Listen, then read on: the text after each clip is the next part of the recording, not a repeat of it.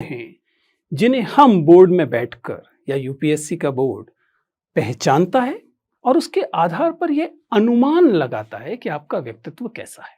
मसलन मैंने अगर लिखा कि मैं दिल्ली की अनधिकृत बस्ती में पैदा हुआ, तो अगर मेरा डिटेल्ड एप्लीकेशन फॉर्म किसी समझदार व्यक्ति के सामने है तो वो इसे देखकर जानना चाहेगा कि दिल्ली की अनधिकृत बस्तियों के बारे में जानकारी मुझे है भी या नहीं।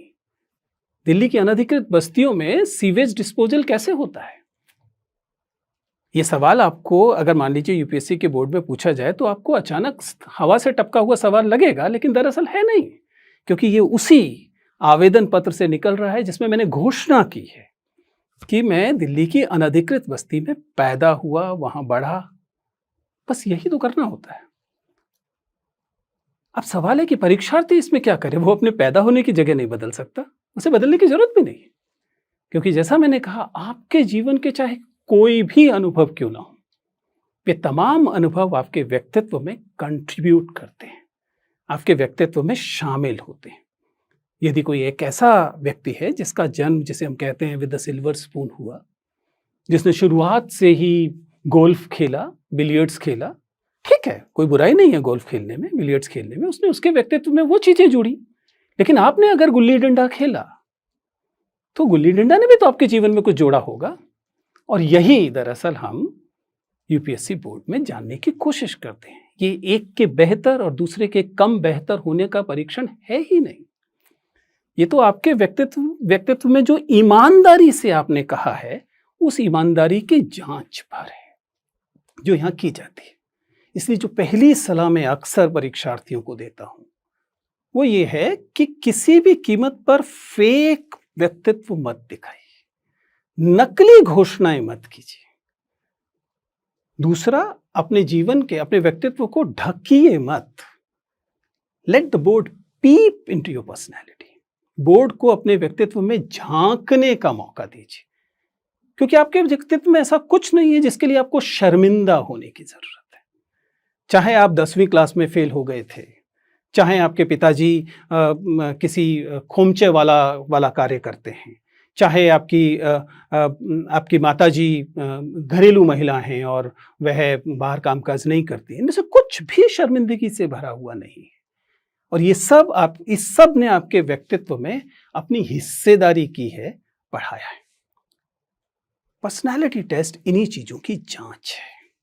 तो पहला सूत्र यह है कि अपनी पर्सनालिटी को नकली मत बनाइए, जो है उसे ईमानदारी से सामने रखिए। अब अगला सवाल यह है कि सामान्यतः उस तनाव की सेटिंग में, जब आप एक बड़े से कमरे में भेज दिए गए हैं और आपके सामने बैठा हुआ व्यक्ति ऐसा व्यक्ति है जिसकी उम्र 60-65 साल है, जिसने अपने पूरा करियर एक बड़े अधिकारी के तौर पर या एक पुलिस अधिकारी के तौर पर या एक सेना अधिकारी के तौर पर या एक एकेडमिक व्यक्ति के तौर पर बिता लिया है, उसकी ध्यान से देखती आंखों से आप परेशान न हो, तनाव में न आ जाएं, एक खुशमिजाज, एक अच्छे, तार्किक, संवेदनशील व्यक्ति की तरह अपने आप को दिखा पाएं, इसके लिए आपको क्या करना चाहिए? मेरी सलाह बहुत साधारण है। मैं आपसे इस समय बात कर रहा हूं। आपसे बात करते समय मैं भी चिल्ला सकता था, चीख सकता था। बहुत बार विद्यार्थियों को ये लगता है कि एक्सट्रोवर्ट होना, बहुत खुलकर बोलना, आपके व्यक्तित्व का बहुत शानदार गुण है। सच्चाई ये है कि ना तो एक्सट्रोवर्ट होना, ना ही इंट्रोवर्ट होना व्यक्तित्व का अच्छा या बुरा गुण है। ये दोनों महत्वपूर्ण गुण हैं। तो ये मजबूरी है, साक्षात्कारकर्ताओं की मजबूरी है कि उन्हें भाषा में बात करनी पड़ती है। अगर उनके पास ऐसा कोई तरीका हो जो बिना बात किए आपके व्यक्तित्व के बारे में पता लगा सकें, तो वो शायद आपसे बात ही ना करें। अगर कल को ऐसी कोई मशीन आ जाए जो आपको स्कैन करे और पता लग जाए कि आपका व्यक्तित्व क्या है, तो किसी इंटरव्यूअर की जरूरत ही नहीं। लेकिन चूंकि अब ये वैसी मशीन नहीं है, इसलिए हमारे पास एकमात्र तरीका बात करने का है। तो हम जो सिखाने की कोशिश करते हैं और जो आपको सीखना चाहिए एक कैंडिडेट के तौर पर, कि जब आप बोर्ड के सामने जाएं तो आप बोलने या गैर वाचिक संप्रेषण 2 तरह का होता है। एक वाचिक संप्रेषण, बोलने वाला, आप कैसे बोलते हैं, और दूसरा गैर वाचिक संप्रेषण, आपकी आंखें क्या बोलती हैं, आपके हाथ क्या बोलते हैं, पूरा जिसे आप बॉडी लैंग्वेज कह सकते हैं, उससे आप क्या संप्रेषित करते हैं। आपको इसका भी ध्यान रखना पड़ता है। लेकिन सवाल है कि एक इंटरव्यू बोर्ड के सामने आप अपने आप को ऐसे कैसे पेश करें जिससे यह लगे कि आपके व्यक्तित्व में जो गुण हैं वो अधिकारी बनने के रास्ते में बाधा नहीं। इसके लिए जरूर हम लोगों ने कुछ तकनीकी चेकलिस्ट बना रखी होती है। मसलन मैं 5 चीजें जरूर जांचता हूँ। मैं बात करता हूँ पोस्चर की, यानी कि आप कैसे बैठे हैं, सिटिंग पोस्चर। मैं बात करता हूँ वर्बल कम्युनिकेशन की, वॉइस की, यानी कि आप कैसे बोल रहे हैं, आपकी आवाज़ बहुत ऊंची तो नहीं है या बहुत नीची तो नहीं। ध्यान रखिएगा, ये सारी चीज़ें संयोगवश नहीं होती। एंजाइटी आपकी आवाज़ को बढ़ा देती है। आप तेज बोल रहे हैं, ये आपके आत्मविश्वास का लक्षण नहीं है, ये आपके डरे होने का लक्षण है। और हम इस बात को बहुत आसानी से, कोई भी जो इतने सालों से, मैंने बताया कि बहुत वरिष्ठ अधिकारी हैं, बहुत अनुभवी व्यक्ति हैं, उधर बैठकर आपकी आवाज़ की शुरुआती 2 मिनट में जान चुके हैं कि आप कितने नर्वस हैं, और उसके लिए बहुत अधिक परिश्रम करने की आवश्यकता नहीं है। खैर, तो वॉइस लेवल यानी वर्बल कम्युनिकेशन, जिसमें कि गति और आवाज़ की का जो वॉल्यूम है दोनों को देखा जाता है। इसके अलावा आई कांटेक्ट, सबसे खूबसूरत चीज़ मानव संप्रेषण में यदि कुछ है तो आपकी नज़रें। अगर आप में आत्मविश्वास है, अगर आप ईमानदार हैं, तो आप बात करने वाले व्यक्ति की आंखों में देखते हैं। अगर नहीं है तो आप काम चलाते हुए चेहरे पर देखते हैं। लेकिन अगर आप झूठ बोल रहे हैं, अगर आप चुरा रहे हैं कुछ, अगर आप फेक कर रहे हैं कुछ, तो अक्सर आप ऊपर देखते हैं। ये साधारण सा तरीका है। कुल मिलाकर मैं क्या कह रहा हूं, जब आप किससे बात कर रहे हैं तो उसकी आंखों में या कम से कम चेहरे की तरफ देखिए। इसके अलावा हम बात करते हैं अक्सर हैंड मूवमेंट की,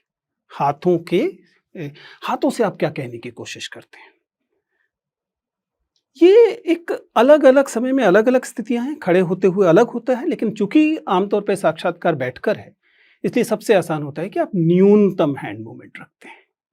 और फाइनली कुल मिलाकर प्रवाह, फ्लो, वह सबसे महत्वपूर्ण चीजों में से एक होता है कि आप जब बातचीत कर रहे हैं तो आप रुक रुक कर, अटक अटक कर बोल रहे हैं, या आप चूंकि अपनी बात पर यकीन रखते हैं इसलिए बात को एक प्रवाह में बोल रहे हैं। मैं ये नहीं कह रहा कि सभी लोग बराबर क्षमता से भरे हुए होंगे, क्षमताएं कम या ज्यादा हो सकती हैं, लेकिन कुल मिला के ये एक ब्रॉड स्पेक्ट्रम है, एक बड़ी सी एक चेकलिस्ट है 4-5 चीज़ों की जिनका आप ध्यान रख सकते हैं जब आप साक्षात्कार में, किसी भी साक्षात्कार में हो, और यूपीएससी साक्षात्कार में तो खास तौर से। ये वो मूल बिंदु हैं जिनसे हम बात करते हैं। लेकिन जैसे कि किसी भी भाषिक चीज के साथ होता है, अंततः महत्वपूर्ण यह है कि आप क्या बोलते हैं, विषय वस्तु क्या है, कंटेंट क्या है। क्या आप केवल जार्गन दे रहे हैं, क्या आप ब्लफ कर रहे हैं। किसी भी इंटरव्यू को, खासतौर से यूपीएससी इंटरव्यू को तबाह करने के लिए आपका केवल एक बार झूठ बोलना काफी है। आपको किसी सवाल का उत्तर नहीं पता, और ऐसा स्कूलों में चल जाता है, इसलिए कई बार आदत होती है कि आपको सवाल का जवाब नहीं पता है, लेकिन आपसे पूछा गया तो आपने कहा हाँ पता है, और जब आपने उत्तर दिया तो वह उत्तर आपके अनुमान पर, गेस पर आधारित था। इंटरव्यू आपको यह सुविधा नहीं देता। क्यों नहीं देता? बहुत साधारण सी बात है। प्रश्न का उत्तर न पता होने पर आप आसानी से कह सकते थे कि मुझे उत्तर नहीं पता। तब क्या आपके बारे में क्या राय बनती कि इसको एक सवाल का उत्तर नहीं पता था, जबकि बहुत सारे सवालों का उत्तर पता था, तभी तो यह साक्षात्कार दे रहा है, तभी तो उसने मेंस क्लियर किया है। लेकिन आपने एक उत्तर गलत दिया। गलत का मतलब केवल गलत का, राय में गलत कुछ नहीं होता, लेकिन फैक्चुअल, तथ्यात्मक चीजों में आपने दावा किया कि आपको पता है और आपको नहीं पता था, आपने अनुमान लगा दिया, तब आपके बारे में आपकी ईमानदारी पर सवाल उठता है। और यही महत्वपूर्ण है, क्योंकि ईमानदारी नॉन